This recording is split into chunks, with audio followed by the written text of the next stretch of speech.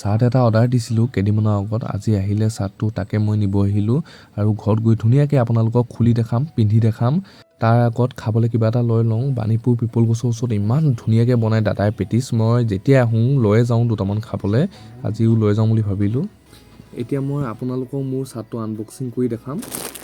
চাওক, কালি গধূলি কিনা, ৰাতি নুখুলিলোঁ আৰু কি দেখাম বুলি আপোনালোকক। কালাৰটো কেনেকুৱা লাগিছে ক'ব, ডিজাইন চিজাইন।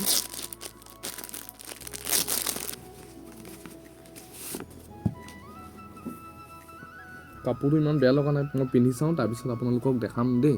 এইটোৱে মোৰ চাৰ্টটো কেনেকুৱা লাগিছে ক'ব আপোনালোকে, চাজিছেনে নাই। আৰু অলপ বহল হ'ব লাগিছিলে, বহুত টাইট হৈছে গাটো চাৰ্টটো। আৰু সেইটোৱে, ইমান ক্ষীণ হোৱাৰ পিছতো যদি টাইট হৈছে, পাছত এইটো পিন্ধিব নোৱাৰিম আৰু শকত যদি হওঁ ভৱিষ্যতত। জিন্দগীততো শকত হৈ নাপালোৱেই। আৰু সেইটোৱে, এইটো আৰু চাৰ্ট